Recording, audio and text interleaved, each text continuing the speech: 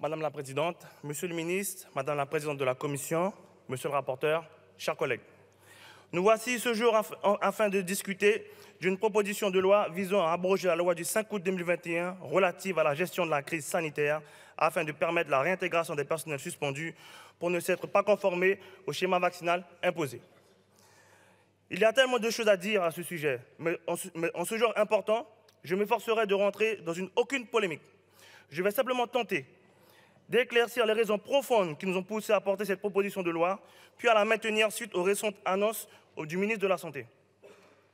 Aux sceptiques, aux rétifs, aux indignés qui lorgnent avec réprobation cette réintégration prochaine, car elle aura lieu dans tous les cas, mes chers collègues, à cela je propose une conciliation. Tentons au cours des prochaines minutes de nous comprendre mutuellement et faisons preuve, car je sais que ce terme vous est cher, de co-construction. L'enjeu pour nous est assurément de permettre un retour à une réconciliation autour d'un sujet d'une crise qui a tant fracturé. Une crise sanitaire sans précédent qui a frappé le monde entier, une crise à laquelle nous n'étions nullement préparés, une crise qui nous a mis à rude épreuve. Une crise qui a permis de voir combien nous pouvons être solidaires face à l'adversité, face à l'inconnu, face à la mort. Pourtant, en plein cœur du cyclone, la population était soumise à beaucoup d'injonctions qui n'avaient pour but que de sauver des vies humaines. Les Françaises et les Français, dans leur très grande majorité, face à leur réalité, ont joué le jeu, comme aurait pu le dire à nouveau Félix Eboué. Rappelons-nous ces moments de communion avec les premiers de cordée, ces hommes et ces femmes qui, 24 heures sur 24, se sont relayés, ont fait front commun, se sont soutenus, épaulés, encouragés, et in fine, personne n'a craqué. Car cette lutte, non, cette guerre à laquelle ils n'étaient pas préparés, venait ébranler, fissurer notre monde. Tous les jours, nos héros que nous acclamions, chaque jour, chaque nuit, nos héros que nous soutenions à notre façon par des gestes d'attention pour rendre leur quotidien moins difficile à supporter, faisaient face à la mort. La mort avait pris possession de leur quotidien et je crois, sans exagérer, que personne n'est préparé à affronter ce genre de situation extrême et exceptionnelle. Je disais que ces héros n'étaient pas préparés, mais surtout le système sanitaire n'était pas prêt à affronter cette crise sanitaire, manquant de moyens humains, de moyens matériels, de moyens financiers. Ce manque n'a fait qu'aggraver les conditions de lutte, de travail.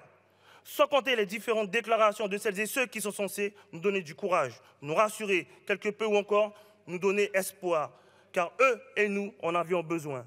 Ces déclarations ne faisaient que rajouter crainte sur anxiété et nous laissaient dans le désarroi. Les décideurs se sont enfermés dans ce qu'ils ont baptisé le Conseil de défense, sphère de décision stratégique pour engager la lutte contre la crise sanitaire. Ce Conseil de défense est resté pour nous opaque, hermétique, avouant que ce n'est pas la meilleure des manières pour amener de la sérénité au sein de la population.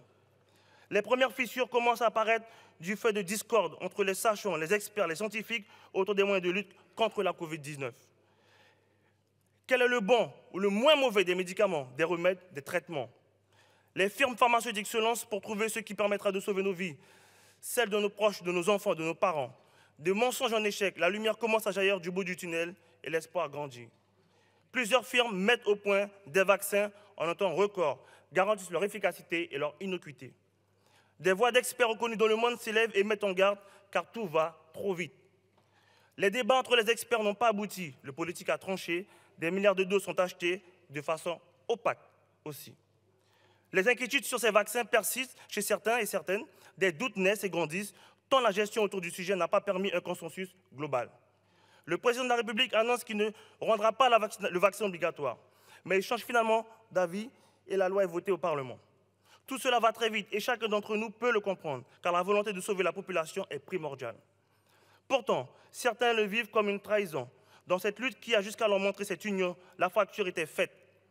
Il nous revient à nous, exécutifs comme législateurs, d'avoir contribué à instaurer deux mondes, les accommodants, les rationnels d'un côté et les parias de l'autre. D'une crise sanitaire, nous avons basculé dans une crise sociale, conséquence d'une rupture de confiance. Le monde est courageux face à celui des lâches. Le monde est conscient face à celui des inconscients. Le monde est vacciné face à celui des non-vaccinés. Nos héros vaccinés restent des héros. Les autres étaient déchus. Ils sont devenus des parias. À quel moment avons-nous perdu le fil? Et pourquoi?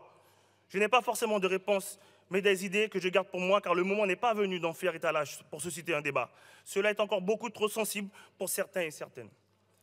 Toute personne avec un sens critique qui osait poser des questions ou faire valoir des inquiétudes par rapport au vaccin étaient qualifiés de complotistes ou d'antivax.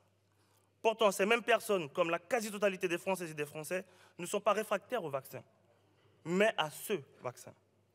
Où est passée notre rationalité? Ne sommes-nous pas censés répondre aux questions de société afin de convaincre du bien fondé des prises de décision dans cet hémicycle? N'est-ce pas là le fondement de notre engagement collectif? Des décisions ont été prises à un moment précis, dans un contexte précis. Mais aujourd'hui, avec le recul dont seul le temps est porteur, nous pouvons et devons faire mieux. Cela fait bientôt 2 ans que des hommes et des femmes sont injustement suspendus de leur métier, leur passion, leur mission. Ils ont été plongés dans le désarroi, dans la misère sociale, dans un monde administratif qui n'existe pas dans le Code du travail. Et si le principe de l'obligation vaccinale n'est pas problématique en lui-même, son application selon les modalités de la loi votée en août 2021 l'est. Les psychologues scolaires sont ainsi concernés, mais les enseignants, non. N'ont-ils pourtant pas affaire au même public? Les pompiers français sont concernés, mais les pompiers européens, non. Les premiers ont donc été contraints de rester cloîtrés chez eux l'été dernier, pendant que les seconds étaient dépêchés jusqu'en France pour combattre les feux de forêt dévastateurs. Les personnels de santé sont concernés, mais le personnel administratif et technique des mêmes structures de santé, non. Rappelons pourtant que seulement 15% des professionnels de santé exerçant en établissement de santé ont une couverture vaccinale complète. C'est même moins que cela chez ceux exerçant en EHPAD auprès de nos seniors. Trouvez-vous cela cohérent? J'ai ainsi bon espoir, mes chers collègues, que nous ferons mentir Marcel Proust aujourd'hui. Lui qui affirmait que les faits ne pénètrent pas dans le monde où vivent nos croyances, mais peuvent au contraire leur infliger les plus constants démentis sans les affaiblir. Car cette loi porte en elle une injustice profonde. Pour autant, je m'adresse ici à vous, Monsieur le ministre. Vous ne semblez pas être prêt à vous arrêter en si bon chemin. C'est ainsi que dans l'instruction relative aux modalités de réaffectation des agents que vous avez transmises à vos services, vous vous maintenez dans l'absurde et dans la méchanceté. Faut-il rappeler que le mantra selon lequel convient d'être gentil avec les gentils et méchant avec les méchants n'a pas eu d'autre effet jusqu'ici que de cliver l'ensemble du spectre politique. Plus singulièrement, dans nos territoires, ce que l'on dit d'outre-mer, où le manque de tout est quotidien, nos populations étaient maltraitées, stigmatisées, infantilisées, méprisées. Quand il s'agit des territoires ultramarins, le fameux loin des yeux, loin du cœur s'est installé comme une fatalité. Mais là où la colère est destructrice, le pardon est salvateur. Et la compréhension mutuelle et la multitude de réalités, de l'Hexagone à la Guyane, en passant par la Polynésie ou encore par Mayotte, est impératif pour que le travail que nous menons au sein de cet hémicycle porte ses fruits. C'est pourquoi j'aimerais vous encourager, chers collègues, à venir découvrir les réalités diverses de nos territoires et j'aurai moi-même un plaisir à accueillir en Guyane une délégation d'entre vous.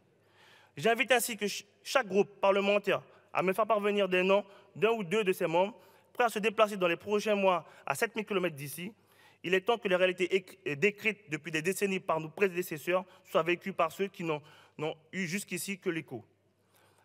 Rentrons dans une ère de compréhension mutuelle, basée sur l'écoute, l'empathie, la bienveillance. Réconcilions ces mondes que vous avez créés. Réhabilitons nos héros. Abrogeons cette loi. Redonnons au Parlement son rôle de contre-pouvoir naturel. Redonnons confiance à notre démocratie que vous avez déjà trop abîmée. Je vous remercie. Merci, monsieur le député.